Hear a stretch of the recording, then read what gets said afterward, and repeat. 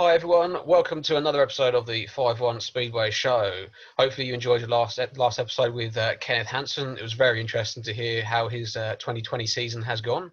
And also all the other episodes you can catch on YouTube, on the Facebook pages, and also listen to on Spotify. I'll also give that another plug right at the end in case you've forgotten after this interview. Tonight, I'm really pleased to have this guy on the show. You know, he's done a lot of other podcasts and YouTube videos I've noticed recently, but it's nice to have him on our one. You know, he's a former Coventry Bee, Peterborough Panther, Right House Rocket, and so many other clubs in between. He's won so many honours with the team and everything. He's done so much for British Speedway, both on the youth front and now onto the more senior front. He is one half of the Team GB management, so that's even more special for this podcast and YouTube video. Please welcome to the show, Olly Allen. Thank you very much, mate. Good to be on. Good. Intro done, relax. But yeah, you can chill out now. Yeah. So first question is, how's 2020 been for you? I know you've managed to get a bit of Speedway in on the continent, but how's it been in general?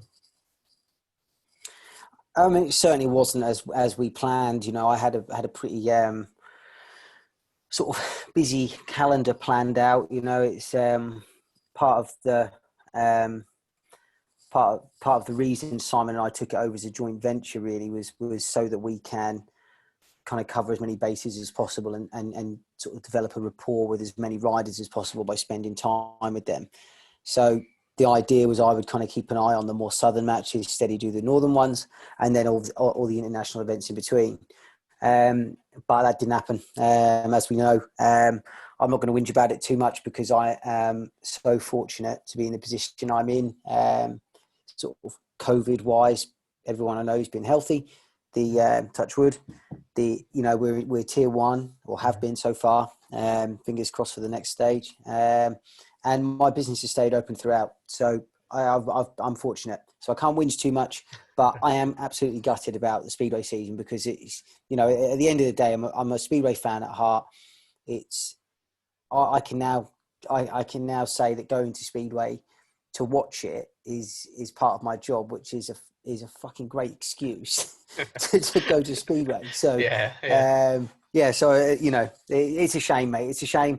Obviously, the big part, the big sort of part with GB for 2020 was the Speedway Nations, which, you know, if you look at it at the start of the year, well, actually, once the season got underway and you saw the form that Robert Lambert was in, you knew how Ty can ride, and Ty was riding brilliantly anyway.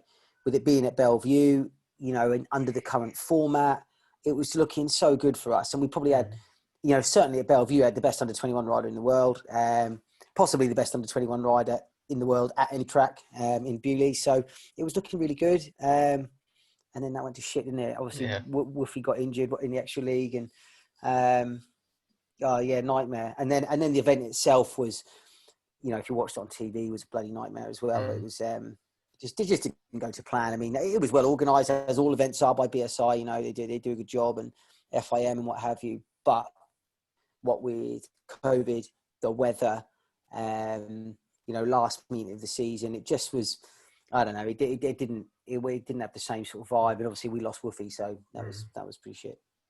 Yeah, well, you had looking at it, everything was against everybody that night. You know, I mean, not just Team GB, but all the other nations. The weather, the cold, no fans.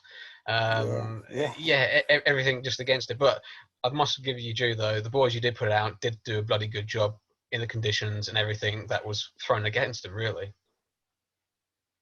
Yeah, I mean, I sort of, on reflection, I look back at the meeting afterwards, and would I have done anything different? No, you know, I wouldn't. It was, I would have, you know, we had options really when we picked that team because you have to use your under-21 rider at least once. Yeah. So, you know, you needed you're on an under-21 rider you could use. Well, we could have, when Woofy dropped out, we could have replaced Woofy with a senior rider. But of the sort of our best senior riders, you had Craig Cook unavailable. Charles Wright, unavailable. Adam Ellis, injured. Yep. So you then start looking at, you then go in, I for want of a better phrase, you go in further down the pecking order, and you start looking at your riders like Bomber and the Worrells and people like that, who, I've got the utmost respect for those guys. I think the Worrells are a couple of really good sort of professional riders. Richie Dawson's another one.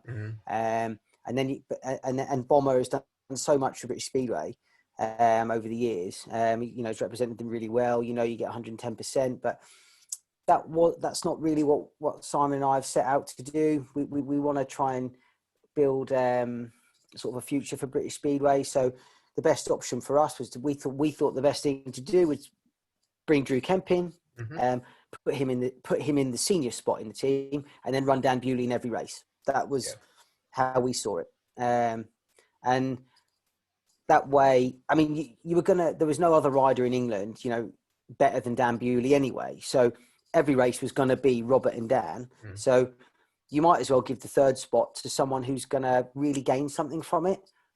Do you know what I mean? Like if if you'd have took someone, if I'd have took Bomber and made him sit in the pits, or he's sat in the pits in those meetings before, he's rode in them. Doesn't need to do that. Stevie Worrell doesn't want to do that, So Dan's our second best rider in Poland at the moment, or of the two of the ones that were available. So so that I couldn't and wouldn't have done anything different with the team. So we prepared well. All our planning and everything was really good. Hotel was good. The guys were fit. They were prepared. They ate all the right stuff. They couldn't have done any more. So it's then up to them on the track, isn't it? And Robert had a bad day. He was absolutely gutted about it. And Dan was a bit hit and miss, but he was the youngest rider out there. So it is what it is. It's I wouldn't change anything, but it's, obviously, if it would be great if we could have had Ty there. I think experience really counts when you got those kind of conditions, like wet and cold, and I don't know, the sort of vibe of the meeting wasn't the same as normal. No fans. It just was weird, and that's when you need the experience. And I think you could see that with the team that won. They had a sort of one of the older teams there, and it is what it is. But we live with that and we move on. Yeah, and I mean, you're building it for next year. I mean, obviously we've got the two finals in Bellevue at the end of next year. So hopefully, fingers crossed, providing all this COVID clears up and everything, and these vaccines will work, we should be in the within a chance of probably getting a top 3 position by the end of next year, really. But I will touch on the idea that you and Simon have is an idea that myself personally I've been wanting to see for a long time, is to blood the youngsters through. And I say you took Drew out, but also this year is the likes of Anders Rowe, Tom Brennan, Jordan Palin, people like that have all got experience. So I ride Jason Edwards, another one, riding on the continent, riding in Poland, Czech Republic, wherever they could get a ride, they went, this year. And I mean, that's really good to see. And then obviously with Tom and Jack Thomas now getting Polish contracts, fingers crossed that Lodz use the both boys at some point to get even more experience, really. And I'm sure with your knowledge of Poland and Simon's knowledge of Poland, you've probably guided those boys into that sort of direction. Yeah. Well, when we took over, we had a sort of clear vision of what we wanted to do, and one of the things that was, imperative for us was that we get the younger riders knew and understood how important it was to get experience abroad. We want them to race in England, of course we do. We want them to represent their English clubs, but for their own development, they need to start racing abroad early. The under-21 riders this year actually were the busiest bunch. Apart from those that rode in Poland and Sweden, obviously, they did a lot more meetings to say someone like Bomber, because there was European under-19, European under-21, World under-21, World under-19. So they had loads of different events to go to, and most of those boys took up every invitation they got. So that's good. They're doing the right thing. I know Tom spent some time in Poland practicing. off his own back. He went, Yep. he organised it with Ty Wolfenden, went out there and practiced. Unfortunately, hurt himself, but that's the kind of attitude we want to see, really. Jordan Palin's another one, like, great attitude, never turns a meeting down, really well supported by his parents, which is so important at that age. So yeah, there's been some positives to take out of this year, and I think those guys hopefully will have learned something and will continue to build on that. And it's Neil Vach has done a great job as well with the he sort of works under us as the under-21 boss, and he is doing a fantastic job with that. He's he's very organised, and he helps the boys get to those meetings okay. And he's I can't say enough sort of good words about him either, really. No, I mean, you guys have got a nice package now, with everything else around you, with all the fitness, the nutrition, everything that you read about is just so positive over the last sort of 3-4 years. Everything's moved forward. Whether that's because also Ty's had a big influence into that sort of thing as well. Like you said, he's helped Tom out this year, getting some spins out in Poland. It can only be onwards and upwards, really. I mean, we might have maybe a couple of more years of just being not quite there, but in the next 5-10 years, we're going to have people to take over from Ty, Bomber, Scotty, people like that, and it's all positive news, I think, and I take my hat off to you that you guys are doing it, to be honest. Well, we're trying to do the job to the best of our ability, really, and we've got some great guys that work on the team with with fitness stuff and nutrition and sports psychology and that kind of stuff. But we're bringing those people in is great, but you won't see immediate change. Hopefully in 5 years' time, you'll be looking at a little group of sort of professional riders that started off with Simon and I at 16, 17 years old, and they've now got Polish and Swedish contracts and knocking on the door of the GP. That would be great. That's what we sort of want. And we so Simon and I have tried to change the way that everything's done. A lot of it people won't see, but we're recording a lot more sort of data from all the riders than we ever used to, and we use that as evidence for sort of selections for different things.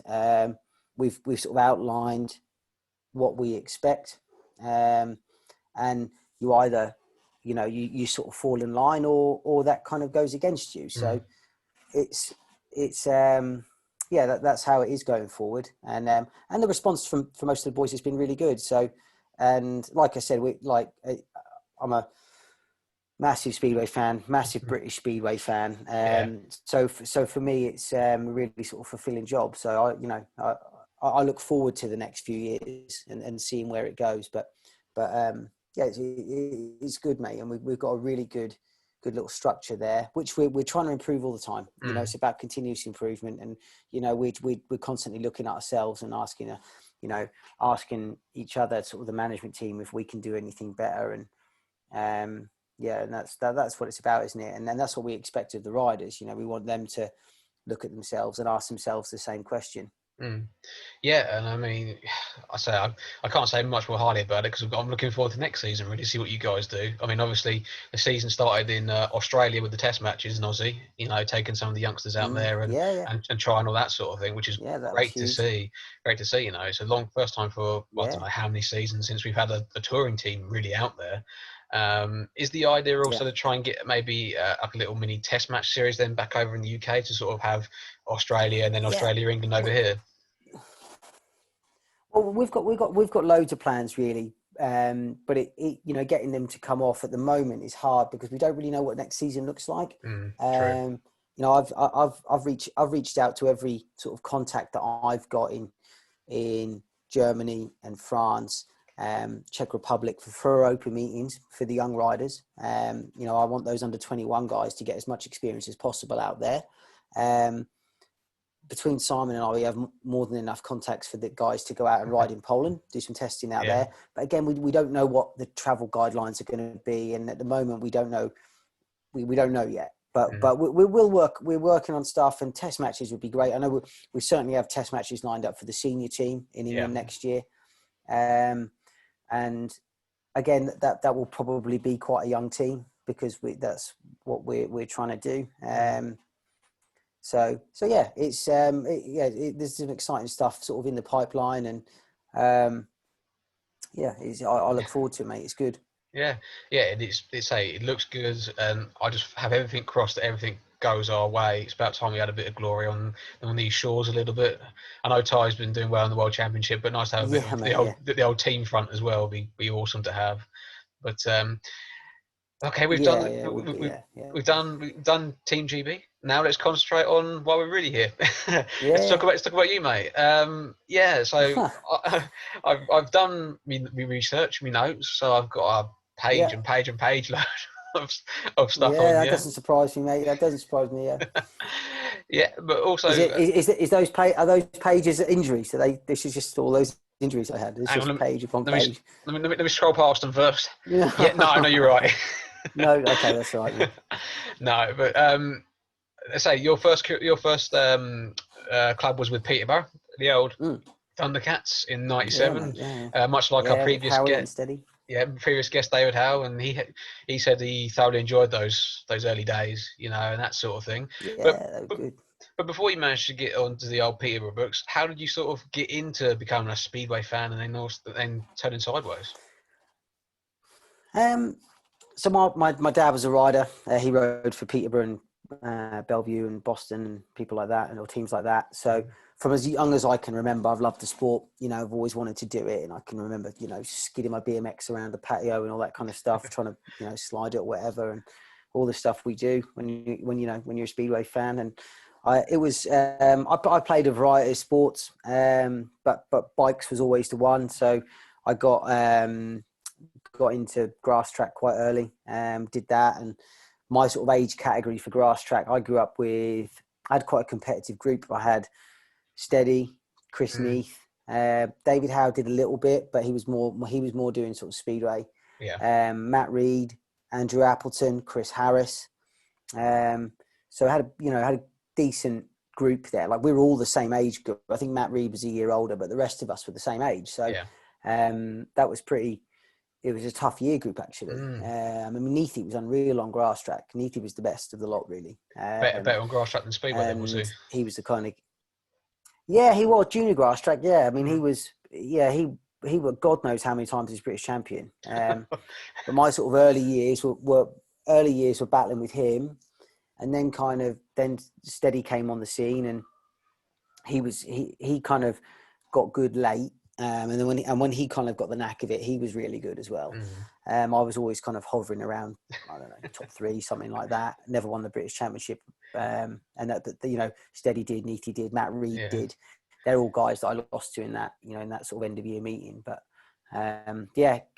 friendships that go back so long, like I've been sort of best mates with Steady.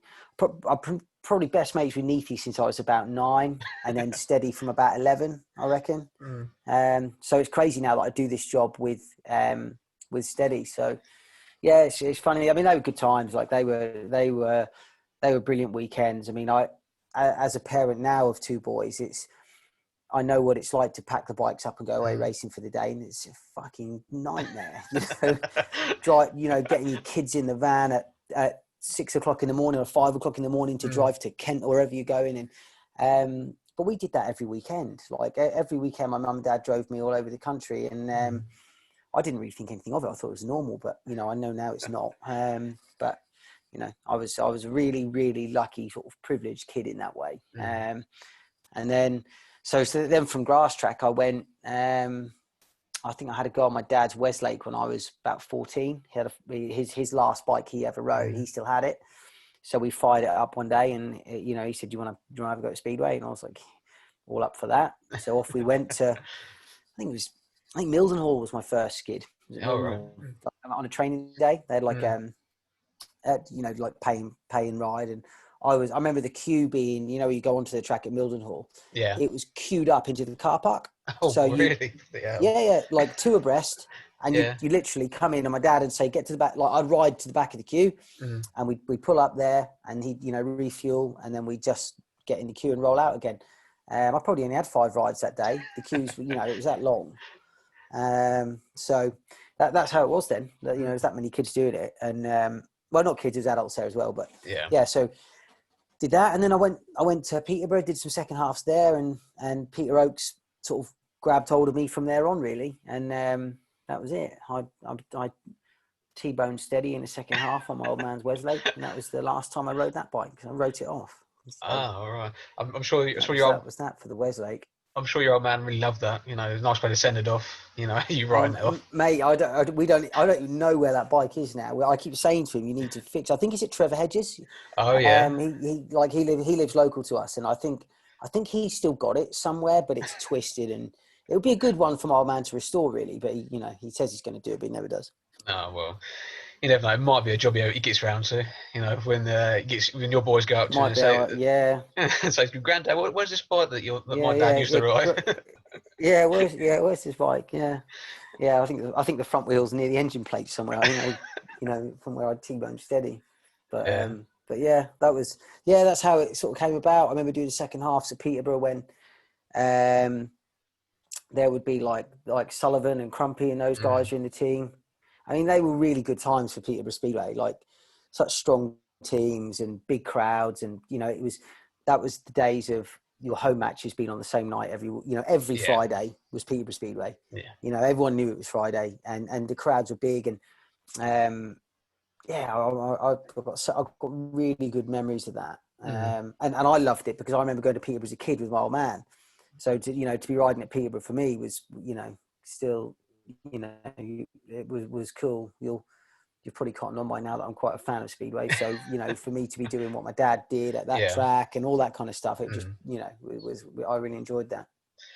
Yeah, I think everyone's getting a small impression that you love Speedway a little bit, not just being the rider, Just a little bit, mate. Yeah, just a little bit. No, that's all good though. It's good to hear that, mate. But I'd say you signed for Peterborough in '97.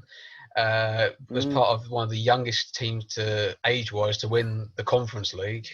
And things like that. What are your sort of early memories? Because I did a bit of research and I think I found out when your debut meeting was. I think it was at Mildenhall, and I think I won my first race, mate. I remember that. Yeah, and you scored like 8 and 1, I think, or something like that. And I hit the ground running really. Like I think I don't know whether I close on an 8-point average at the end of the first year. Like I was something like that, or maybe high sevens. I don't know. It was good average, and it was. But actually, I see since I've been involved with sort of training with Speedway wise, so teaching the kids at Poltech and doing the Grand Prix academies and things like that. And I speak to the lads that are in the National League, and they, I'd speak to the sort of. I've had a lot of top kids come through, so people like you, Drew Kemps and that, and we talk about their average the first year they rode, and I remember doing that year of National League and not being that happy with it because I had Simon and David Howe in the team, and they were a little bit older than me. They started they did the full season, but I was watching David Howe get like a maximum every week almost. He had something like an 11-point average. For a 15-year-old, that's incredible. It is. He was so good. Yeah, and I was comparing myself to him, and so was my dad. So it was like, well done, son. You got 9 points at in your debut or whatever it was, but how he got a max or how he got 13 or whatever he got and got the track record, and that was kind of that was the sort of theme for the year really. I was a little bit behind those two, so. I look back on it now and I had a good year. Most of Britain's young kids right now would like a first year like that. Yeah. But I wasn't happy with it. But there you go. It's that's by nature really. I'm competitive and I always wanted more, and it was good times, like really fun, like off the track. We had, going to your first ever dinner and dance and. Getting drunk and for the first time ever and all that kind of stuff. And it just was, just a massive learning curve really. And like I said, that Howie that year he was mustard. Yeah, I did kind of ask him, was it between yourself, Simon and that lot try and vying for number one? And he just turned around and said, no, it's just me all season. I was number one all year. I was like, okay. Yeah, it was. Yeah. Talked about his head getting bigger. It was quite funny. That's no exaggeration at all there. He was just maximum every week. I think by the end of the year, Steady was banging in quite a few maximums, and probably finished on a 9-point average. But Howie was bloody good that year, really good. Yeah, he was.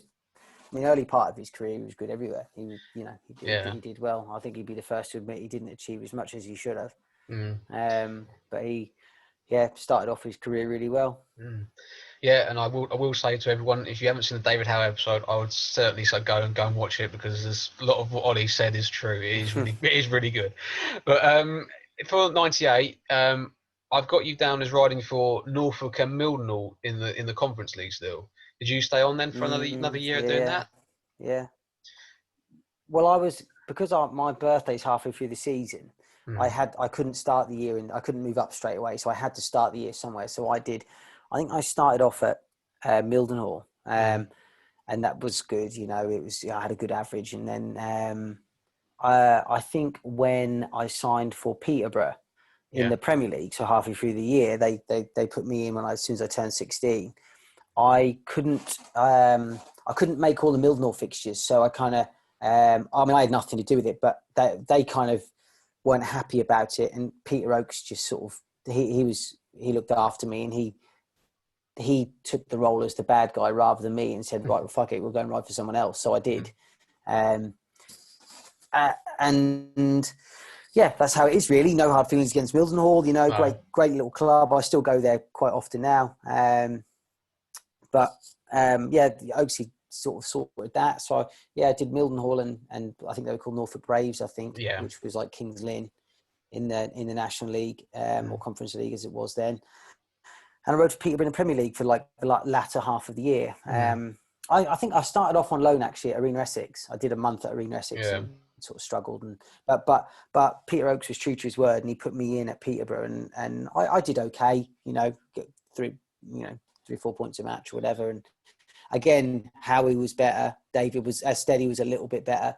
But we had a good year. I mean, we won everything. So my first 2 years in Speedway, we won everything. I think in the National League we won the sort of league and cup. Then I went to the Premier League and we won the league, the cup, the fours. I think Cunningham won the Premier League Riders final and the pairs. Pete was wiped the floor with everything. So my first 2 years were bloody brilliant, really. So yeah, it was good. It was good times. And I learned a lot. Looking back on it, I think I could have sped up my sort of progression a lot more if I'd had more kind of outside help. But that's where the idea for Poltec came from. I mean, we can talk about that later, but that's where that came from, because I felt like no one was getting any guidance in British Speedway. So that's where the idea of that came from. Yeah, and I mean, those early days, of course, were the sort of early days of the Premier League and things like that after the big split from 95 and 96. So yeah, even those times the Premier League was hard. Everyone thinks it's hard now. It was hard even back then. Because like you said, you had Glenn Cunningham in your team. You had Nigel Sadler, I think, was in the team for you guys. People like that, and of course then you had the likes of the young Lee Richardson at Reading. There was a lot of good. Lee Lanham was really good then. Yeah, exactly. But you had Lee Lanham. You had like Carl Stonehewer, Sean Wilson, Peter Carr, Freddie Schott, Michael Coles down at Exeter. There was some tough riders. Like Dave Mullett was a really good ex sort of rider. There was I think even Amando Castagna was, he did some years in the Premier League a little bit later, but yeah, that was a tough league then, but it was good for my sort of, development. So I stuck around the Premier League for another about 4 years, I think. I then went to Swindon. Again, I went to Peter Oakes for that advice. I know Peterborough went up to the Elite League, or I think it's called the Elite League then. So I wasn't at the standard to go to the Elite League then. So I think Peter Oakes took David Howe up with him, and me and Steady were off on loan. Steady went to Sheffield, being his home club. That was a no-brainer for him. And I had the choice of, I had the choice of anywhere really. I had it, most clubs wanted me to go there. And on the advice of Peter Oakes, I went to Swindon. He recommended I went there. They just dropped down from the Elite League. So I went there and I spent 4 or 5 years there. And again, they were good years. I went from a reserve to number one eventually. And I had some really good times there. That was a, great club for my it was a great track for learning a sort of different style of riding to Peterborough. You had to turn a little bit more, but it was still a fast track, so that kind of suited me. And those kind of years, I think by the time I was sort of 19, 20, I got my first Swedish contract at Vargarna in the Elite League, and spent 3 or 4 years there. So that was, the Premier League was tough then, because I remember being a sort of a number 3, a heat leader at Swindon, and I was in the Elite League in Sweden at the time at reserve. So, and I held my own there. I was in the team all year. So that's the kind of, level it was at. It was tough league. So yeah, it was, that was good.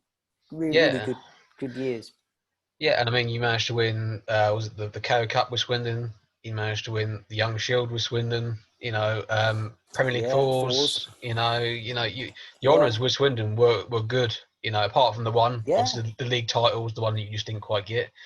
But I know. I think we finished second in the league one year to Exeter, and we lost on race points. We drew. We had the same league points. So then they went kind of on like countback and went to who got the most actual points. But back then Exeter used to fucking spank everyone every week at home. So that all of their home matches were like, like 70-30 or 70-20, whatever it is, 70-20. So they had way more race points than we did. So we lost. I mean, I think we won maybe, a couple more away matches, but had lost at home. Whereas they had got every bonus point and spanked everyone at home. So they actually won the league. So that was the closest we came. But we had I rode with some good riders at Swindon. And when I first went there, Glenn Cunningham was there, Steve Masters, and Cunningham was brilliant. Like, it was so good then. So fast. And I mean, Cunningham was someone who, to be honest, you could look up to him in some ways. Like, his bikes were immaculate, his gear was always looked really cool, but he was bad influence off the track. He wasn't the best sort of role model, I wouldn't say. Excellent rider, like really, really good rider, but he was, he was also excellent in the bar after the meeting.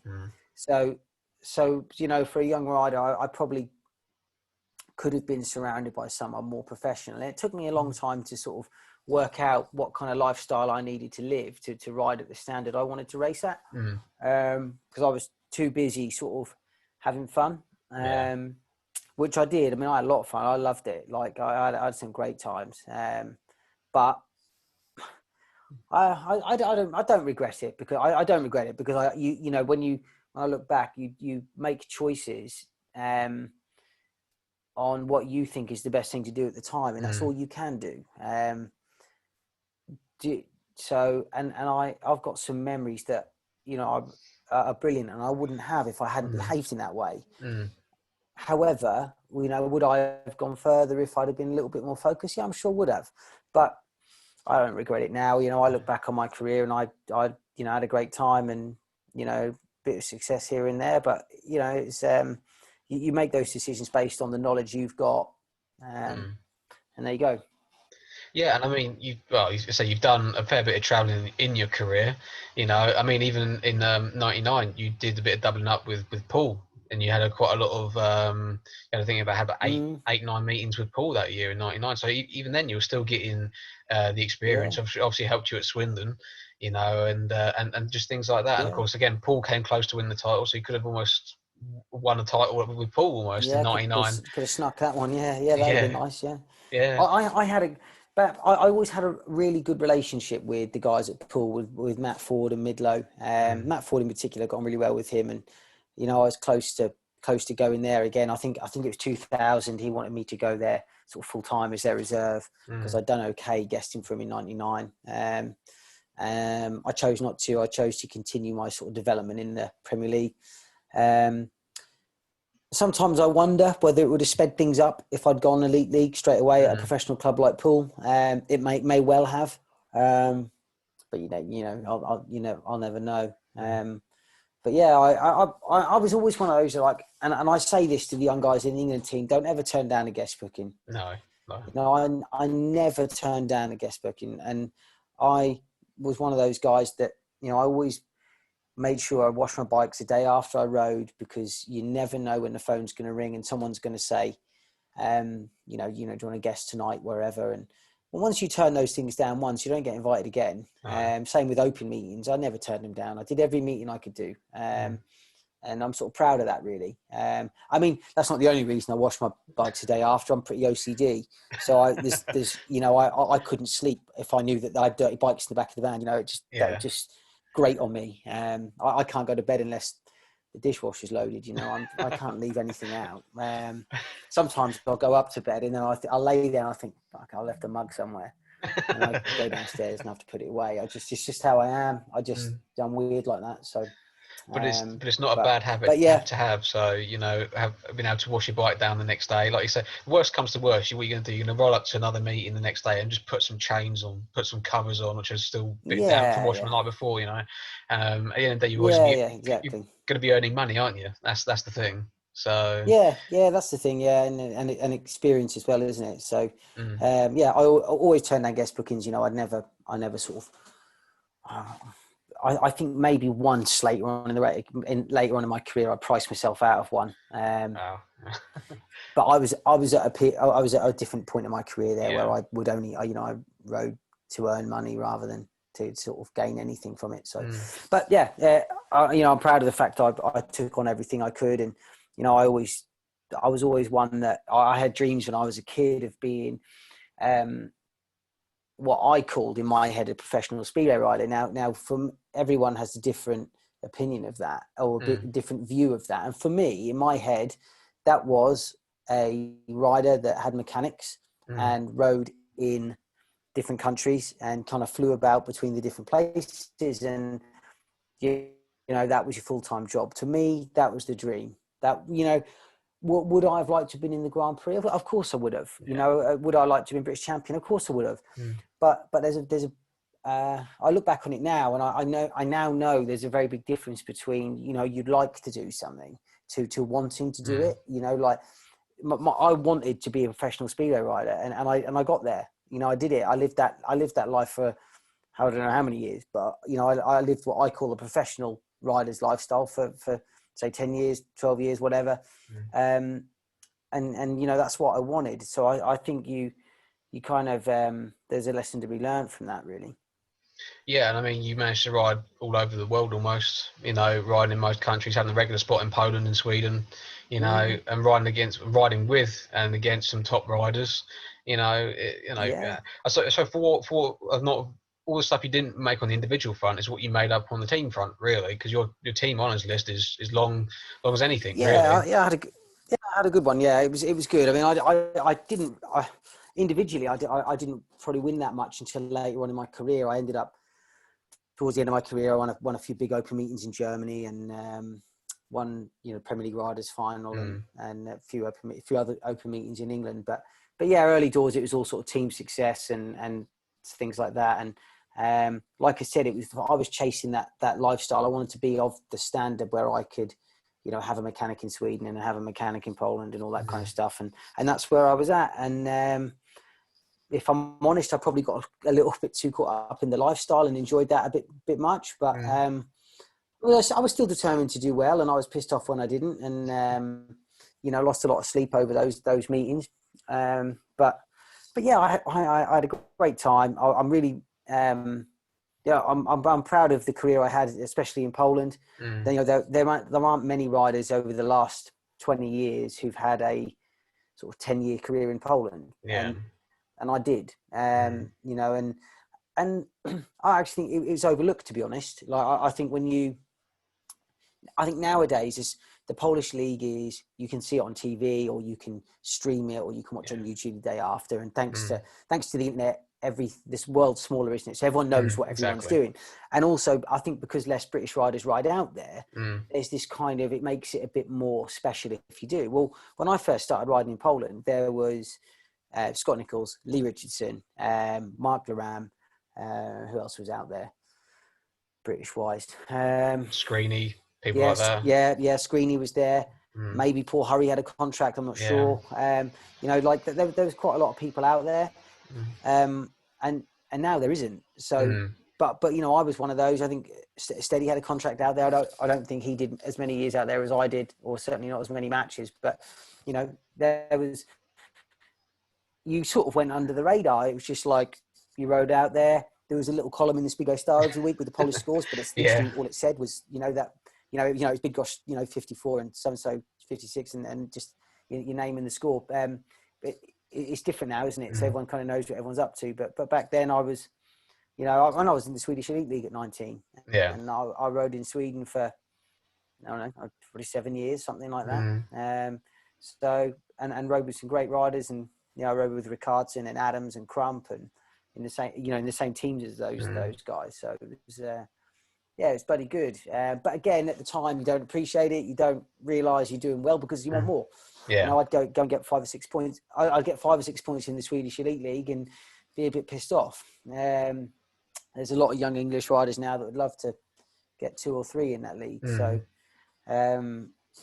it's what it is. It's I'm proud of the sort of career I had in Europe in particular. Yeah, because again, I refer back to David Howe. He said that you were one of the most successful English riders really to go over to Poland. Okay, you weren't always in the extra league. You were more in probably the Division 1, Division 2 sort of area maybe, but you still had a consistent, they said 10 years. The only other person I know to have that sort of career is probably Lee Adams, consistently, really. So again, I've only, unfortunately... and that's really kind of David to say that, and it doesn't surprise me actually that he knows that, because Dave's like me. He's a big Speedway fan. Yeah. At the end of the day, and that's really kind of him to say that. But that's how I view it. I did have that career for a long time, and I think I think the big track suited me. That's one thing. I definitely was better on a big track. No doubt. So that the kind of track suited me. I also soon realised that's where the money was at, and made sure that I had my best kit there. I made sure that I took it seriously. I worried.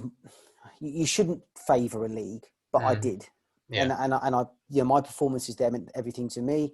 But I also played the game well, and I think that's important. And what I mean by that is, I know riders. I won't mention any names, but riders that are friends of mine that probably there's plenty of English riders that are way better than me in England, and they might go and sign for a Polish club, and they might sign for a better club for a bigger signing on fee than I was signing for. Yeah. But I would pick a middle of the road team that with a small squad and who were known for paying regularly. And you might get paid less, but over the course of the season, if you're in the team every week and you're getting paid, you're going to earn more, aren't you? Yeah, exactly. And that's how I viewed it. And I picked my teams like that.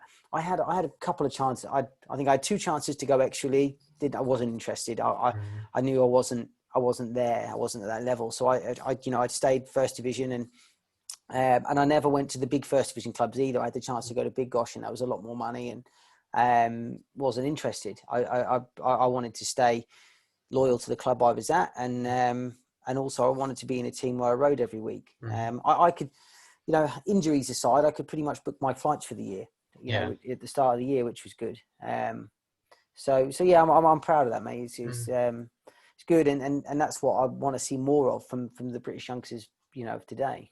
Yeah, well, maybe with this new lot going over to Poland and starting in the lower leagues rather than going straight into sort of these big luxurious sort of contracts in the extra league, starting at the bottom. I mean, Anders Rowe this year was one who surprised me that he has got a contract with Lejna, I think it is, but he went down to the second division or third division and rode down there for the whole season on sort of like a loan. And he sort of like his second or third meeting, he was winning races and up there with I think it was like Bartosz Smektala was in the team and people like that was in the lower, and that was a good move by him. It was a good, a sensible move. There was no racing going on in England, so off he went. And a bold move from him and his family. You know, his dad took a massive gamble on his job, I think, to go over there, which is huge. That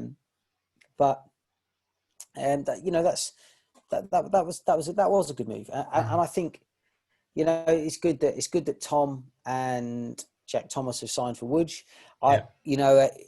If they'll be under no illusions that they're not in the team, they're in the squad, and the reality of it is, for a club like Woodge, they can sign as many riders as they want to get in their squad, give them all off practice, and if any of them are any good, they'll give them a go.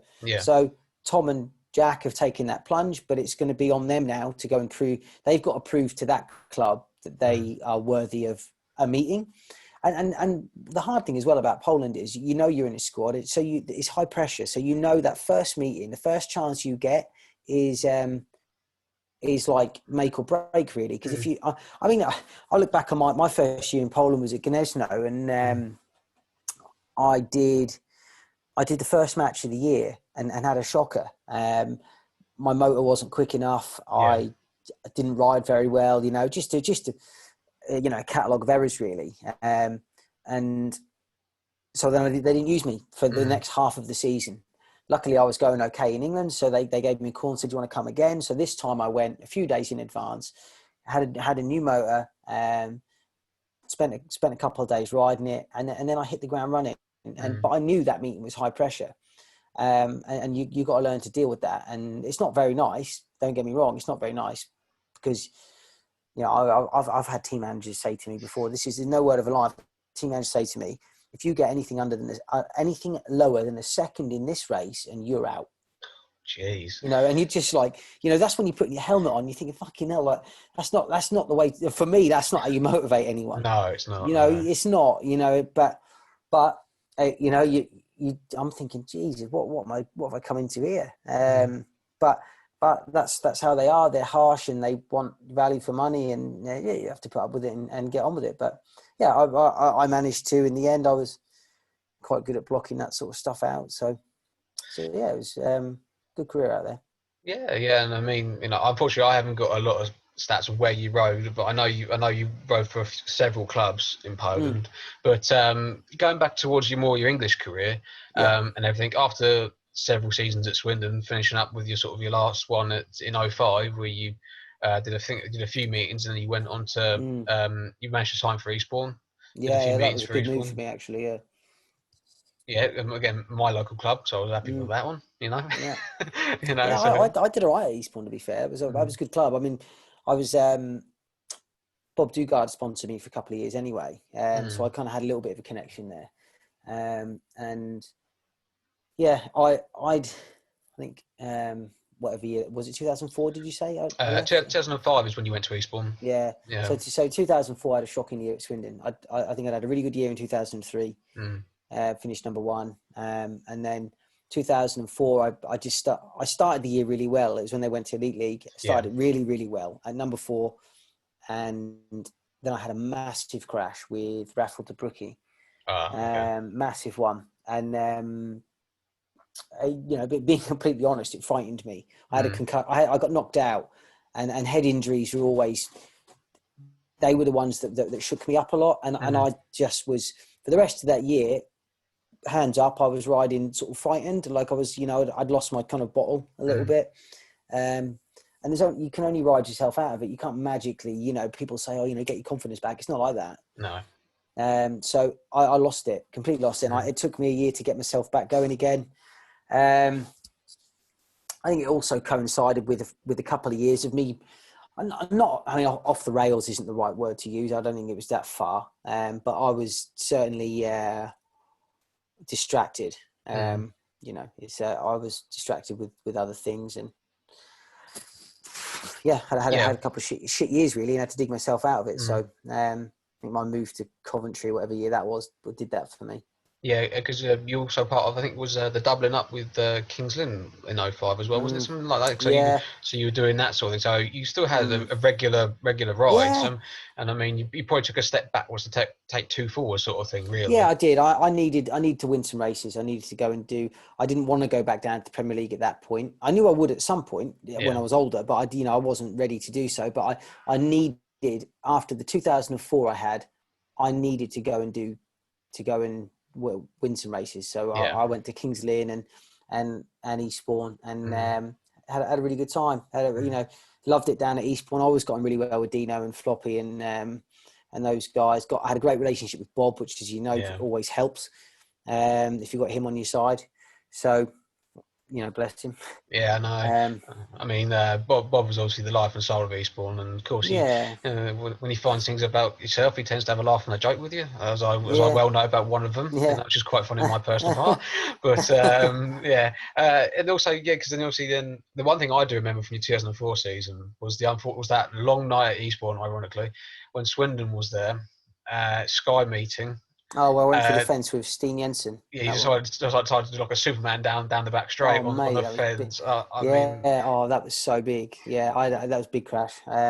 Tangled up with him. I mean, he was a fucking loose cannon. He was like, really, I mean, I did some silly things in my time. Don't get me wrong, but mm, that was a bloody nasty crash. And I remember going to Sweden the next day, and I drove up to the airport with Adam Shields. We rode in the same team, and yeah. he said to me, surely you're not going to ride. And I was like, I needed to, or I wanted to so bad. Got Mm. out to Sweden, I could barely move. Oh I man. remember getting into the hotel room and just laying in the bath for like an hour before the meeting to try and kind of loosen up. Mm. I did one ride, I think, and pulled out. And, really, that was a, that was a stupid decision by me to fly out there and ride. I let the team down. It Mm. was stupid. But there you go. Is what it is. But yeah, that was a big crash. And not Yeah. it could have been worse because we weren't far away from the tractor and the grader and all that. So No. it could have been. I could have gone in there. Yeah. Um, Yeah. so Because that's the night that Dave Norris did his leg and everything, and he crashed mm, up nearby the tractor. He was because yeah, whereas I think whereas you and Steen crashed coming off the second turn, so yeah, you're more heading towards the stock car wall rather than anything else in yeah. between. But yeah, that's Well, one wherever you. going. Mm, wherever you crash at Eastbourne, there's either an Armco or something. Like if it goes really wrong, you could get yourself in a lot of trouble. So, yeah, awful crash. And I Yeah, can. They still play it now, don't they? You they still see a do. lot of Yeah. clips of that. Uh, it was a spectacular one, but yeah, Well, not my proudest moment. no, not anyone's proud of this moment at all. But moving on to a bit more No. happier time, shall we say? You moved to Coventry. You had sort of like a two Yeah, stint sort of thing there. Your first one was in 2006. Was that sort yeah. of a move that you wanted to do? Because weren't you being reunited with Peter Oakes and everyone up Mm. there, weren't you, pretty much? Yeah. It was Oaksy rang me that winter and said to me, "Look, I want you to come to Coventry, but you've got two options," because he knew the kind of lifestyle I was living at that time. Mm. You know what Speedway's like. You know what everyone's up to. You know who's, Yeah. I don't know, who's shagging or who's drinking or who whatever. Yeah, I know You the know stories. Yeah. yeah, you know who's doing what. And Oaksy rang me and said, "Look, you've got two choices here. If you want to knuckle down, you can come with me to Coventry, and Mm. let's see how let's try and progress, or you can carry on doing what you're doing and you can ride in the Premier League and probably earn a bit of money and have a good time." So, Mm. he said, "Think about it, let me know." And, it's up to you. And Oaksy was one of those people that I felt ashamed to even ask me that question, to be Mm. honest. I felt embarrassed that's what he'd asked me. And I actually sort of looked at myself and thought, do you know what? I don't want to be known for that. Like I don't, I want to see how far I can go. And I'm unfortunately, it's a bit late, really. Yeah. I I should have done that 3 or 4 years, 5 years earlier, but I didn't. Mm. And yeah, went to Coventry and had a good time. Knuckled down, worked hard that winter, and had a good few years with them, really. Yeah, those Coventry years were really positive. Mm. Made my World Cup debut in Yeah. those years. And it was good time, great club, great Mm. sort of really professional club. You could take sponsors there, and they'd give you a lounge to put them in or a box to put them in, and just really good. Have you seen those videos of the where they go around the stadium now? You know, like people break in and film it and all that kind of stuff. Yeah, Have you seen I've seen all them, and also all the drone stuff. Yeah, I've seen all that. Yeah, yeah. It's but awful, isn't it? it's an awful thing to see. I mean, again, I've ridden at Coventry, done second halves there, Yeah, and I loved riding Coventry. Absolutely loved yeah, it. Done yeah. some Good good track. racing around there. But also, I was there when Martin Dugard won the British Grand Prix. You know, Yeah, and so was I. Yeah, and I was in the the bar. atmosphere. Oh well, I wasn't in the bar. I Yeah, wasn't old enough then. yeah, But it's a case of, you know, I've seen it from all angles at Coventry, and it's just one of the stadiums that you thought would never end up yeah. the way it's ended up. You know, but I hope that Jeff and all his crew and everything do sort something out, because it's a club that needs to come back to British League. You know. Oh mate, it's absolutely yeah. It's sort of an iconic club, in it, British Mm. Speedway. So yeah, it's such a shame. I mean, they make. I was actually watching one this evening for sort of 10 minutes, but while I was sort of waiting for the call, really, Mm. for this call, and I was watching it, and the guy like walked through the pits and showed you the home and away pits, and I thought, I've got so many memories of that place. Yeah. So yeah, shame what's gone on there. But I had a good time Mm. when I was there. Mr. Sandu was in charge, and he was a brilliant promoter. You know, up there with the best promoters I ever rode for. He's Yeah. the only promoter that's ever given me a bonus, anyway. You don't normally you have to check your wages to make sure it's all there. He gave us a bonus, which was bloody, you know, when we won the league there. He said to Mm. us at the start of the year, he said, if you guys win the league, he said, I'll look after you. Mm. We weren't really sure what he meant by that, and at the end of the year, sure enough, he said to us, right, he called us into his office after we won the league and said, look, I want you guys to run your own meeting. He said, you've got a week to plan it. Next Friday, the stadium's yours for Oh free. yeah, yeah. And Because wasn't that he against said, the Elite League of Select or something like that, wasn't it? The yeah, next yeah, week, yeah. yeah. And he said, like, each one of you 7 riders, find another rider to ride in the other team, Mm. and we'll do a match against them. And whatever money we take through the gate, after you've paid the other team, is yours. So it was like a testimonial, really. Mm. And we walked out of there with about $4,000 each. Oh, very Yeah, nice. yeah. Yeah, Yeah, it was but bloody good. Yeah, I mean, I get the idea with Mr. Sandu. I mean, I never met the guy, but from what I've seen and read and heard when he had done interviews, is that he was a very straight, honest, down the line businessman. You know, who yeah, wanted success. You know, and he got it. But then on the other side, he could see when the team was struggling. You know, he wouldn't be so hard on the team. He would make the changes, and then the team will also start winning. You know, and things like that. You know, yeah, but yeah. obviously, He wanted to win, and yeah, he wanted to win, but he also wanted the sport to grow, and I think that's why he fell out of British Speedway. I think he didn't mm, see eye to eye with British Speedway, and you know, the promoters at the time. So yeah, fell out with them, which is a shame. yeah, because obviously he was the major force, let's say, behind Coventry. He wanted the club to go forward, even though Mm. with the history of the club anyway, you know, year on year, especially when the likes of, I think it must have been 05, 06 when sort of like Scotty really came in. Harris was going good. Yeah, Yourself was Scott going and good. Bomber, Yeah, Billy Gennaro. yeah. Martin Spalinsky, Yeah, everyone like that, you know, and yes, yeah. you know, Yeah, we had a everyone. really good team, mate. We had some good guys come in. We had, I think, Steady did a year there, and Mm, yeah, Bomber was fantastic around there at that time. He was so fast. Scotty was at probably the peak of his career, so yeah. he was really good. You always kind of had that rivalry between Bomber and Scotty, which was or it never sort of boiled over, but Mm, you wouldn't say they were best of mates, but it probably dragged the other one on. Like yeah. they would drag each other on because they wanted to beat each other. So that was probably good for the team. Gennaro was a brilliant team rider. You know, if you said Gennaro had a 5-point average, he was probably worth 7 or 8 to the team Yeah. because team spirit and that kind of thing was really good. Yeah, they were bloody good years, really. You know, Mm, I used to love guys. Again, that was another club where it was every Friday night. You knew you know, every Friday all year long you rode. yeah. Old school promoter in Colin Pratt, Yeah. who Very. made sure that who had, like, you know, you had a friendly. If you didn't have a match, you had a challenge match. He kept you riding every week. It was great. You know, Mm, I had a really good routine then. It would be Coventry on a Friday. I'd fly out to Poland on a Saturday morning, and then sometimes back to England on a Monday, and if not, straight to Sweden on Tuesday or Thursday.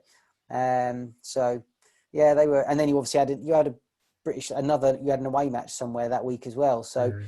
it was busy times, but it was it was good. That was what, for me, that was what Speedway was all about. It was like living that lifestyle and earning a bit of money and enjoying yourself. And then flying out in and out of airports in the back of the van, driving Yeah, to meetings, you yeah, know. that kind of stuff. And that was the lifestyle I wanted, when I was a kid. That's what I wanted. But, the reality of it is a bit different. You're Yeah. bloody knackered and, a lot of times you sort of, a lot of times you had to make that judgment call of, right, well, I've got a 6 o'clock flight, 7 o'clock flight, so I need to check in at probably 5:30. Well, I'll probably get to the airport. I'm riding the night before. I probably won't get to the airport till 1. Is it worth me spending 100 quid on a hotel room for 4 hours or not? Or shall I just go straight to the airport and sleep on one of the couches? And it was always like, you're making those calls like multiple times throughout the year. And so, yeah, sometimes it's dependent on cost. Sometimes it's just on what you fancy or whatever. But, I've done a few nights in the airport and I never got any sleep. I was too scared about someone nicking my engine or whatever I had with me. Or I can remember sort of laying on the floor at Stansted, on top of an engine box, trying to make sure no one stole it. I mean, as if anyone's going to nick your bloody engine box. You can imagine someone trying to run away with a 30-kilo bag, can't you? Yeah, and then open it up and saying, "What's this inside? What do I do with it?" What's that? Yeah. Trade it in for scrap metal, probably. But it's they were good times, mate. And the airport was always full of riders. Back in the day, so prior to Ryanair and EasyJet and the low cost airline kind of era, it was always you'd fly to Sweden. You go with Scandinavian Airlines, which is SAS. You'd go with SAS, or you go with British Airways. They were kind of, or KLM. They were your 3 options. And everyone. So on a Monday in England, there was always a lot of fixtures. So on a Tuesday morning, people would fly from either Birmingham, Manchester, or London, and you'd fly into Copenhagen in Denmark. Everyone would meet there, and then from there you'd get another flight to whichever Swedish club you were riding for. So and it was the same on the way home. So because what you got to remember back then is like people like Ricardson and they were based in England, like they were mainly based in England because they did more meetings there than anywhere else. So you on a Monday morning and a Wednesday morning, Copenhagen Airport was full of Speedway riders. Like there'd be. I mean, we all used to have the gold card because we flew so much. Oh yeah, so yeah. You'd have the airline sort of gold card, so you'd go in the lounge, and you'd go in there for breakfast. And on a Wednesday morning, flying back, there'd be 20 riders, 25 riders, and you'd be surrounded by suits because there'd be guys there like in genuine business class passengers, with the briefcase and whatever, and then us guys would turn up like.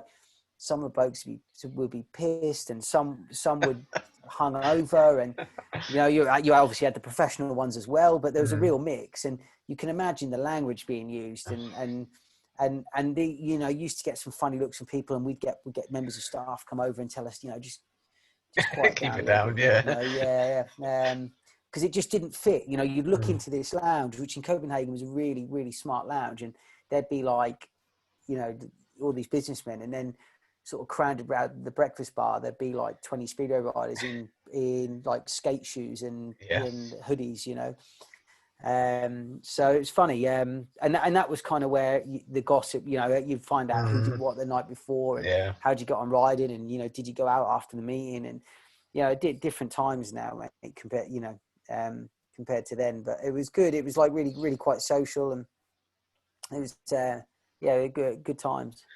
Yeah, and I mean, again, from the other interviews I've done, on here, the guys say that sort of thing is the sort of thing that's like a dying sort of breed in the sport, really.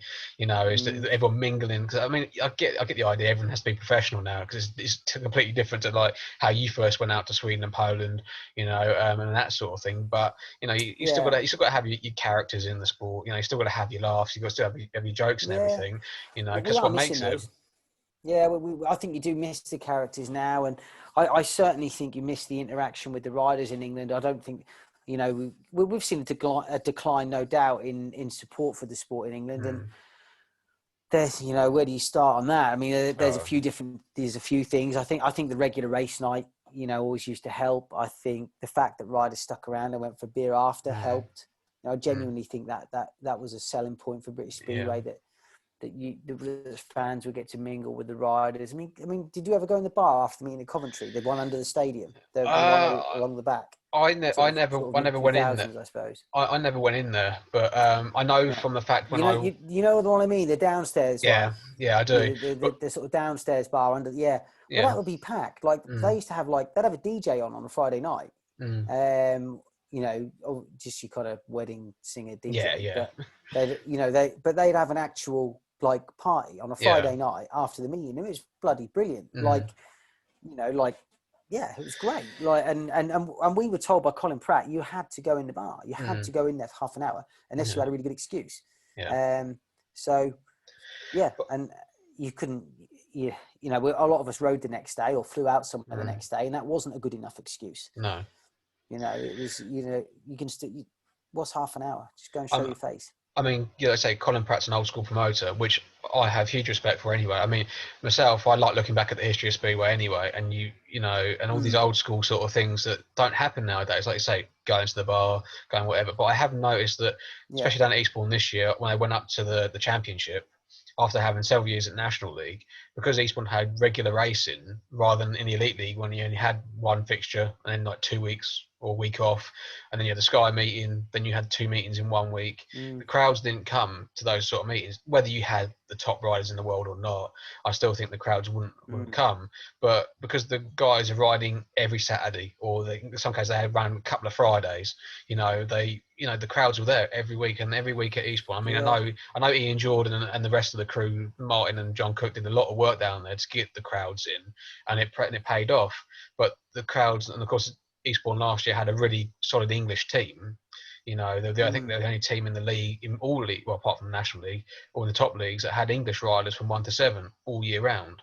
And things like that, and that helps with the fans. Totally, and the interaction again. It doesn't take 5 minutes to sign. I mean, okay, yeah, everyone signs an autograph, but to chat to someone after a meeting, you don't see that from the top boys nowadays. No, you don't. I do. We're all creatures of routine, aren't we? At the end of the day, we all like a routine, so it does help if you can do that. I remember when, Peterborough always Friday night, like I said earlier, and I remember when, through no fault of their own, that started to change. It was mainly due to the owners of the showground. Yeah, they were trying to. I guess they're trying to make their business more profitable. It became a more sort of multi-purpose venue and multi-use venue, so they would kind of hire it out for different things, and you lost that every Friday regular thing. And some people want to know that every Friday they do this, and it's a shame, isn't it? But there's plenty of things not great about British Speedway at the moment. There's plenty of good things as well. So it's let's be positive about it. Oh yeah, 100%. I mean, I'll always be positive about British Speedway because it's the bread and butter, and obviously that's I've known for my life. So it's it is what it is. But going back to your career, we can stay in politics all night. I know we could, sort of that sort of thing. Yeah.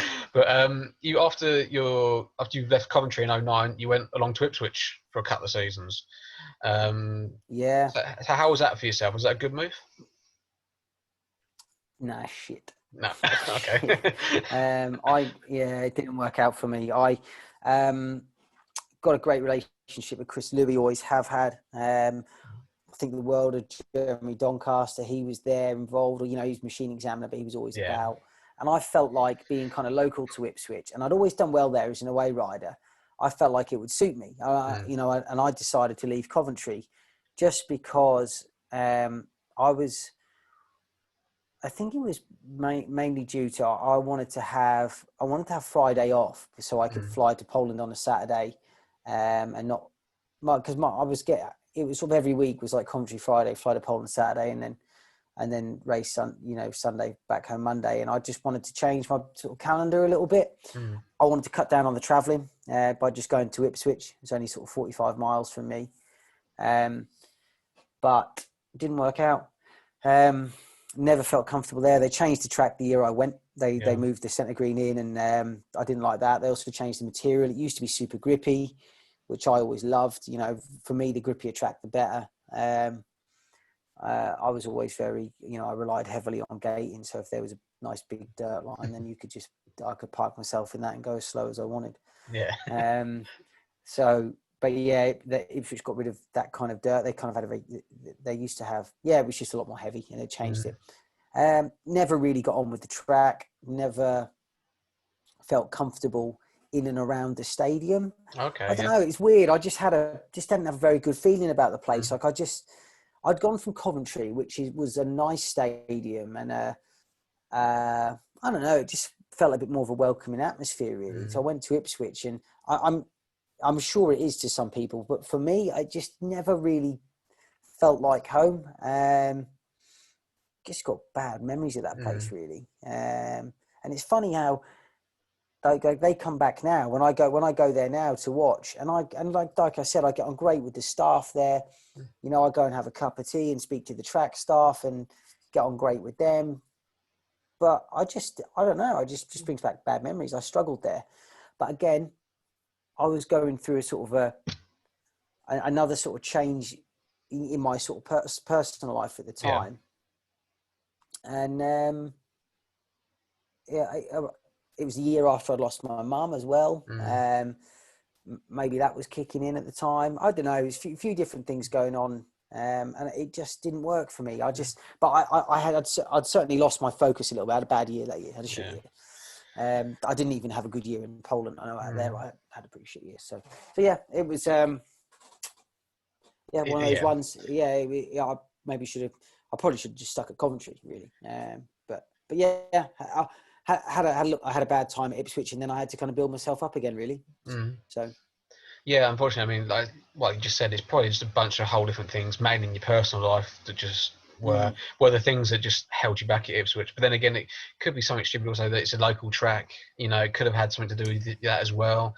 Yeah, I mean, I've thought about that, and to be honest, Kings Lynn's the local track to me. That's the closer one, and that's the one that more of my friends. I've got a lot of friends go to Kings Lynn, so that would be the local one for me. Ipswich, I don't know what it was. It just didn't work for me. But it's no one's fault but my own. I remember times thinking I really need to spend some time here practicing after the meeting, but I couldn't be bothered. I wanted to go home. I just wanted to get out of there, which was, if you've got that attitude, then you're going to fail. I think, you've got to work through your problems. It's the only way out of, it's the only way to dig yourself out of a hole. You work out of it. You don't just get out of it. So, and I didn't. End of story, really. That's that. So, which is fair enough. And again, it's nice that you're open and honest about it more than anything, because I'm sure a lot of people would be interested to know that sort of thing, in the real bigger picture, really. But after those sort of bad times at Ipswich, you went back to Coventry, for another season.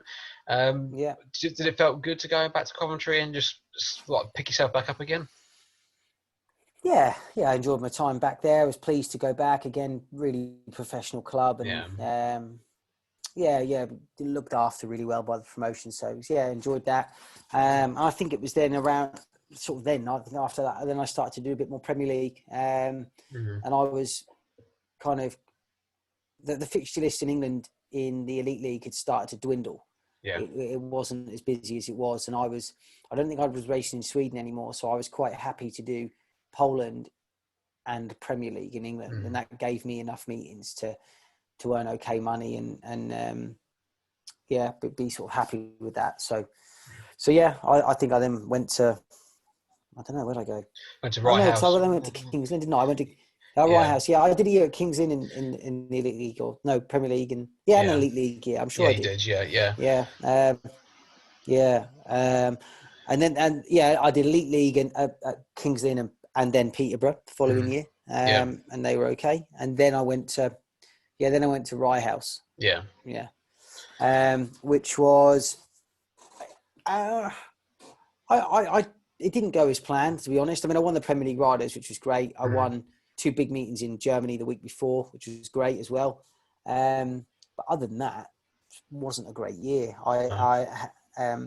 So I had this kind of agreement with Len Silver, who I always got really well with. He'd really looked after my brother, because my brother rode for him for 5 or 6 years, and he was sort of part of the family there.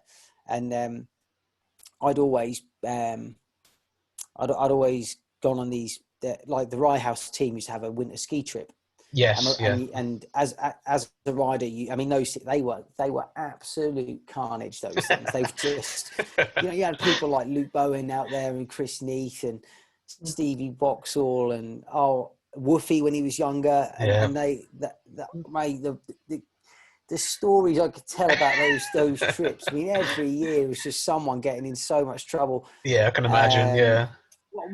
One year, someone let off pepper spray in a bar we were in. This bar was packed, and someone put pepper spray into the ventilation. Oh yeah. So then, like we're standing at the bar, then all of a sudden it was like everyone was like rubbing their eyes and was like, oh my god, what's going? And then everyone's like, oh, and then they opened a fire exit and everyone went out, and it was actually my old mechanic. Oh, okay, right. A Spanish guy. Actually, he's Danish. Actually, it was Danish stroke. It's Finn, Finn Thompson. Yeah, I know Finn Thompson. Yeah, Speedway fan. Yeah, you've heard of Finn Thompson. Yeah, right? Yeah, it's his son. So his son worked for me for about 3 years, like full time. But he also worked for Silver Ski in the winter, and that's where I met him. Actually, I met him on these ski trips. Knew he was into bikes. He had this winter job with Silver Ski, and then wanted something to do in the summer. So I said, well, come and live with me and work, be a full time mechanic. So he did. So he worked for me in some good years at Coventry. Anyway, he was a loose cannon when he was on the beer, and we were out skiing. He had some pepper spray. I don't know where the hell he got that from, and he put it through the vents in this bar, and I mean, it just cleared the bar out. Oh, I mean, that was like you couldn't breathe, and your eyes were stinging. It was awful. That's just one of many good stories from those trips. But anyway, coming back to it, Len Silver. I got to know him really well, and got to know Hazel really well, and Len had always said to me, because I was Elite League at the time, and he said to me, look, when you've had enough of doing that league and you want to slow down or whatever, let me know, and you can finish your career at Rye House. I think he could see me doing 5 or 6 years there, and I think I could. I knew they paid my brother really well and looked after him, whatever. So I thought, okay, that's what I'll do. So I gave him a ring and said, look, I don't want to do the Elite League anymore. I just want to do sort of Poland and Rye House. And he's like, yeah, fine. So we did a deal straight away. I was really, really pleased with that. But I never got on with the home track. Never got on there. It was just too small for me. I could get around it. I just didn't enjoy it. I didn't, and it was making me sort of not enjoy Speedway. So. Yeah, which is, from my point of view, a bit of a surprise, because your style was so upright and sort of in the bike, kind of like a Lee Adams type of style, really. I thought someone like Rye House would. Yeah, everybody wished if you could be someone, it'd be Lee Adams. But your sort of style seemed to sort of like, and from my point of view, looked like it suited it. Really a tight technical track. But then, if you like, didn't mate. I never liked that feeling of like backing into a corner. Really turn it hard and kind of reverse in. I just never felt comfortable like that. If Rye House has had some dirt on it, I'd been fine. But didn't, it's just like concrete every week, and I didn't like it. So Len came to me at the end of the year and said to me, like, he just pulled me to one side after the last meeting of the year, and said, look, what do you think about next year? He said, I don't think it's working for you. And I said, no, I think you're right, mate. I don't think it is. He said, do you want to go? And I was like, yeah. And we sort of shook hands, and that was that. No hard feelings. He thanked me for winning the Premier League Riders, because no one had ever won that for him in the club's history. Oh, okay. So that was cool. So I gave him the race jacket from that, to sort of say thanks for the year. So yeah, it was. We parted on good terms. Got the utmost respect for the bloke. So I mean, let's face it. Without Len Silver, would be another track down, wouldn't we? Yeah, I mean, what he's done at Kent, since he left Rye House is brilliant. To be honest, I mean, I was there for the first behind closed doors meeting, and from what it was to what it is now is amazing how far they've come. Because when we did that closed behind doors meeting, it was like a motocross track. It hadn't settled. It was a chalk. It was chalk, like a chalk base.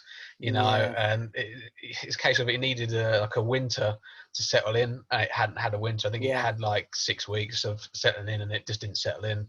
But yeah, I mean, I spoke to Dave Mason about it on here as well, and he can remember that meeting. He said he's had like me hanging on for dear life, you know, because he just couldn't get around it. I did hear stories about that first meeting. So yeah.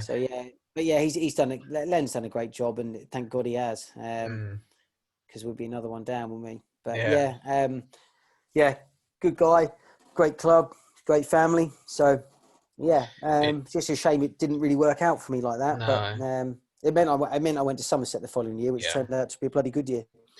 Yeah, a track that suited you, I can imagine, down to the ground, really. Fast, got a bit of dirt on it, you know, and like I say, you mentioned... I think I had 8 maximums that year or something. Crazy. I had about 4 in a row at home. I think I went 4 weeks without losing a race. So it was bloody good there. I really enjoyed it. Good family atmosphere, you know, with the Hancocks. They were, Debbie ran a tight ship, and her mum and dad owned the land that the track was on, and I would stay with them if I was ever down that way. And I still speak to them regularly. Lovely family. And what did we win that year? Fours. Won the fours at Peterborough. Came second in the league.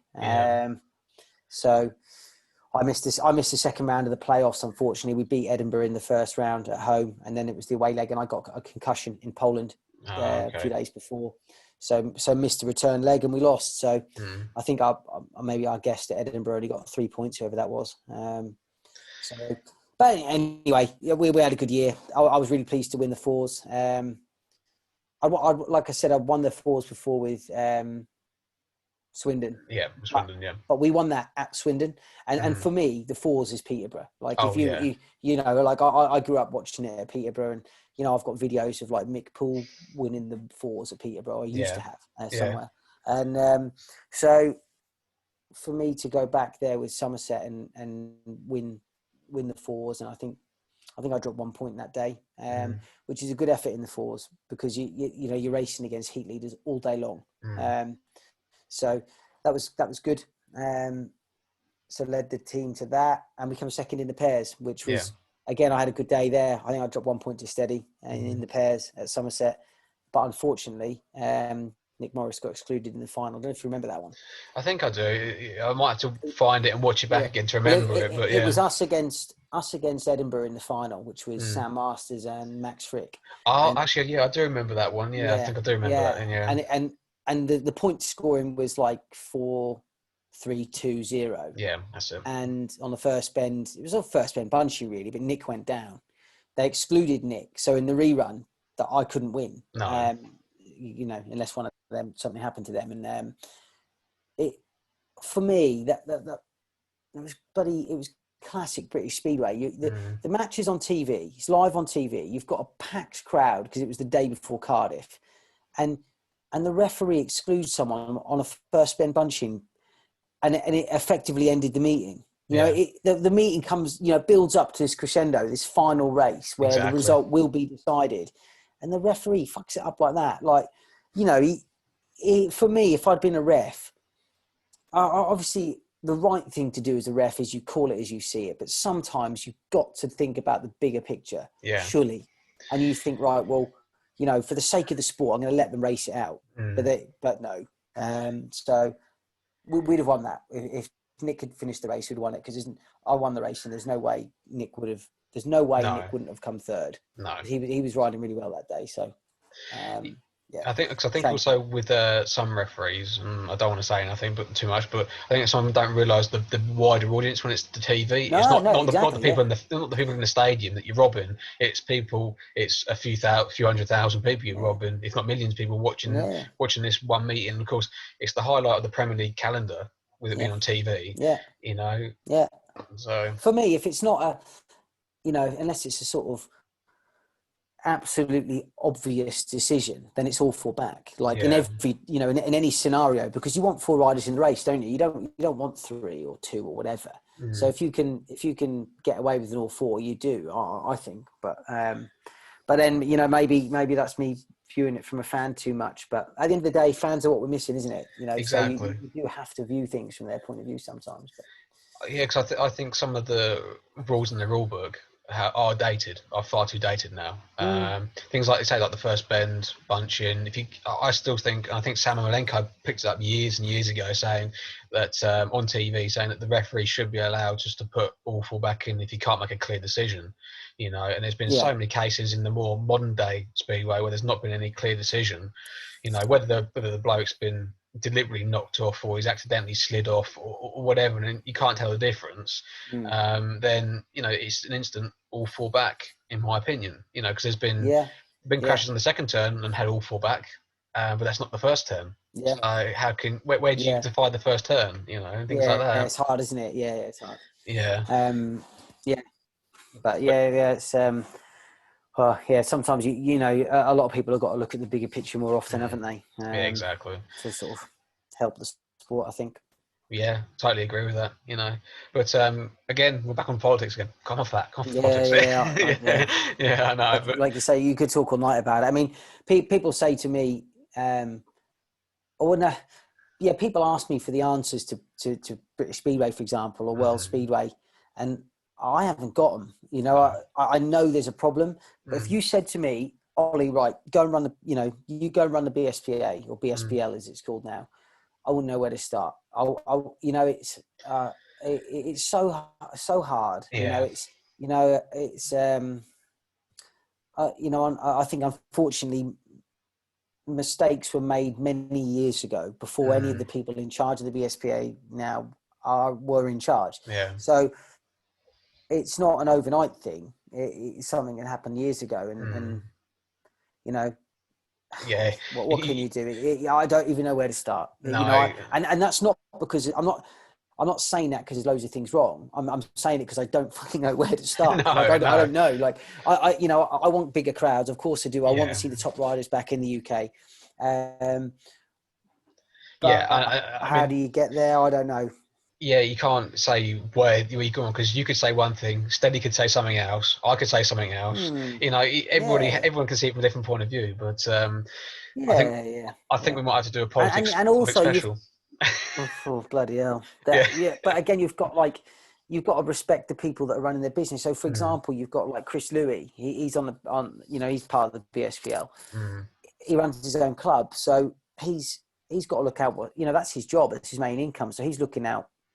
He's trying to run a business. I can see that. Yeah, like they all are. So it's bloody hard. It's hard to tell someone how to run their own business. They know it better than we do.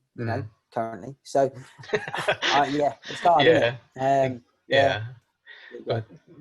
Okay, turn back to your own career. Unfortunately, 2014 was going to be your last year in the end because 2015. Did you start the year and get injured? I can't remember if you did or you did. I did about 3 meetings for Peterborough. I did 3 or 4 meetings. I'd signed for Peterborough. Did a 2-year deal, I think it was, to finish my career at Peterborough, and that was the idea. I'd sort of felt like I'd gone full circle. Got on really well with Jed Rathbone and Lisa. Thought the world of them. Still do. Carl Johnson was team manager. He's a good guy as well, and I was really looking forward to it. I was really looking forward to that season. I didn't have the option to stay at Somerset, which was a surprise because I ended the year as number 1 and whatever. And but due to averages, I think they could get Josh Grzonik on lower average than me. I think he had like a point lower. Yeah. And obviously Josh is, I don't know, what is he, 10 years younger than me? Yeah, something like 8 that. 8 years younger than me. Yeah. So it's a no-brainer really. And so, no hard feelings. The good thing is with Somerset, they were transparent about it. They let me know straight away. They'd look, Ollie, we're going to go with Josh. I was like, yeah, fine. I get it. And I do get it. I wasn't bitter. I totally, it wasn't one of those where I'm like, he's fucking on about, I'm better than Josh. But it wasn't one of those. It was, I get it.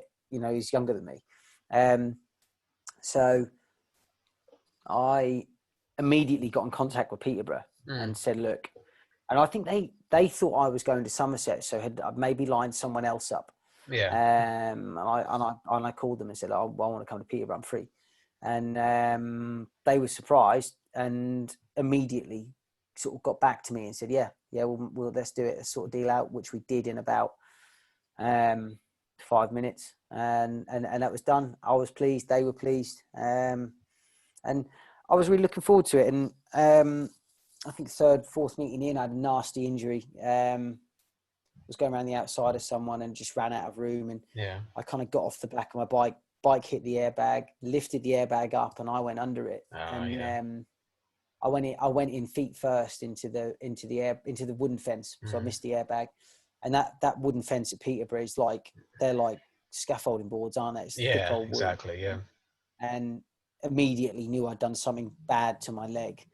And I remember laying there, and I just thought, it's the first time in my whole career I thought, I don't want to get up. Like, I genuinely don't want to get up. I don't care how my bike is. I don't care what the score is. I'm done. Absolutely, I'm done. And I was probably frustrated more than anything, because I worked really hard in the winter to make sure I was, at a decent weight, and bikes were good. But also at that time I was spending, so I think the year before at Somerset, I took over the family engineering business, or the management of it. Yeah. So I was sort of getting pulled in all directions. Had a couple of kids as well, so was getting busy outside of Speedway. So when this injury came, all of that combined made my decision just like, boom, that's done. Yeah. And I remember laying there thinking, I've never had a compound fracture, touch wood. And obviously by that I mean the bone sticking out the skin. And I just thought to myself, I must have one of them, because something hurts down there more than I've ever had pain before. So I was thinking, I've done, that's what I've done. So I'm laying on the track, and they pulled my boot off, and I was expecting to see a load of blood, nothing there. Guy pulled my sock off, or the doctor pulled my sock off, and I looked down my leg, and if you imagine, if this is my leg, this is my hand is my foot. Yeah. As I looked down my shin, my foot wasn't there. My foot had gone sort of to the side. It pulled up to the side and was level with my ankle. So at the end of my shin, the foot wasn't there. It was to the right. It just popped out. So I was like, I saw that and I was like, bloody hell, that's obviously what the pain is. I've dislocated my foot. And I remember that, and I was in agony. And I remember the doctor said, we need to put this back in now. And I was like, don't you fucking dare touch that. Don't touch it. And he was like, no, it's got to go in now, because where my foot was on the right hand side of my ankle, so the outside of my ankle, the inside of my ankle, the skin was pulled that tight that the bone was starting to come through, and he could see the bone was starting to push through the skin. The skin was pulled so tight. He said, like, if we don't put it in now, that's going to come through there, and then you're going to have a massive problem. So, like, it's got to happen now. So no gas. I think I had some gas and air, but that was it. And a couple of paramedics held me down, and this doctor just pulled on my foot, and I could feel like the sort of elasticity in my ligaments. I could just feel the stretch, and I felt him pulling on it, and then he moved it and let it go, and it popped back in, and it was like instant pain relief. I was like, oh my God, but when he was doing it, women will tell you that it hurts to give birth, but I think this was worse. That's something I don't want to say, because I'll get punched. So that hurt. So but I still didn't change my decision. I went, my mechanic came and saw me. I still had a full-time mechanic then. I had a guy called Mark from Wolverhampton, who was a good guy, and I just said to him, mate, I'm done. Sorry, but I'm done. And that was that. I spent a week in Peterborough Hospital. Had loads of lovely visitors from Peterborough fans who'd supported my dad and me and people over the years. So that was nice. And it was quite funny, actually. I got when I woke up after the op, I was in a room on my own, and this nurse, like the sister on the ward, came and saw me, and she said, I remember your dad racing, And I was like, oh, really? And she's like, yeah. She said, I recognise your name straight away, so I made sure you got the best room on the ward. So I had my own room with TV and all that, and then Very nice. Yeah, she sorted that. So it was, I'm lucky the old man rode there. Really, it did me a favour. I got a good hotel. Oh, not a hotel. I got a good hospital bed. Yeah. I mean, again, it's always it helps if you know someone in this sport. Yeah, it's not what you know, it's who you know, isn't it? Exactly. Yeah. But I mean, mate, it's been great talking to you. I will want to touch on the Poltec. We haven't got much time left on the meeting, unfortunately, because I only set it for a couple of hours, thinking we'd be on a couple of hours. I think we can go on forever. But I just want to touch on how you got started in Poltec mainly. I know you said earlier that it was because of you not having much help in your early days in your career. So what sort of generated that sort of idea then? Well, so I look back on my career, like as I was riding, I was still riding at the time, and Poltec, Ed Bales, who owns Poltec, has been a sponsor of mine for a long time, and became a great friend, still is. And I used to kind of vent to him really and say, look, I'm sure I could have achieved more if I knew now, if I knew then what I know now. You know, it took me years to learn this. So, and by that I mean learning how to do your bike properly, because don't get me wrong, this is another thing I've learned from Poltec is actually how bloody privileged I was, that my dad was an ex-rider, and financially and things like that, because my dad knew roughly how to clean a bike because he rode in the 70s, in the 80s, and it was different then. But I had a very good base level of knowledge thanks to him, and from coming from an engineering background, so that was a massive help as well, I think. But I thought to myself, well, I could have, if I'd had more help, I could have made more progress early doors. Another example would be, when I'm doing the World Under 21 rounds and things like that, I'd look around the changing rooms and you'd see Limbach and Lindgren and these kind of, and the Davidsons and that, and they were, and the Poles, they were lean, and they looked fit, and they looked, and the English guys didn't.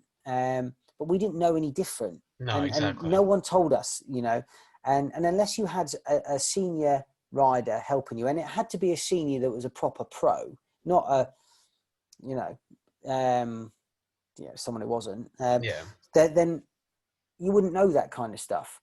What kind of training do you need to do? Does it pay to be light? Does it, I know all that now, but I'd look around the change rooms and I'd sort of think, well, I don't look like they do. I was lucky in my early years. I mean, I was a very good swimmer as a kid. I was a sort of county level and national standard swimmer. So I had a good sort of base level of fitness, but I wasn't sort of lean like those guys. And weight's important in Speedway. And I don't think it's just the weight. I think it's a psychological thing. I think if you look good and you feel good, and that helps, and other guys see you in the changing rooms, and it's a little mental edge you get on people before you've even started. Anyway, getting sidetracked. These are areas where I felt like mechanically, physically, mentally, these are areas where the British weren't getting any help. Not the British, it's no one's fault in particular, but we just didn't have that sort of thing in place. And I should say that to the guy from Poltec. And what Poltec is as a company, is they're a training provider. So adult education in all sorts of things. So they do management qualifications and IT qualifications, and it's a college really. And they do engineering, and they do butchery. I don't know, all sorts of things. They're branched out into everything. That's the kind of stuff they do. And Ed, the owner, said to me, look, I think the British Speedway aren't going to fund it, so I think we can draw some funding in from the government by making it a recognised qualification. You'll help me write this qualification, and we'll make it a qualification. We'll draw funding in from it, and that will pay for us to train young riders.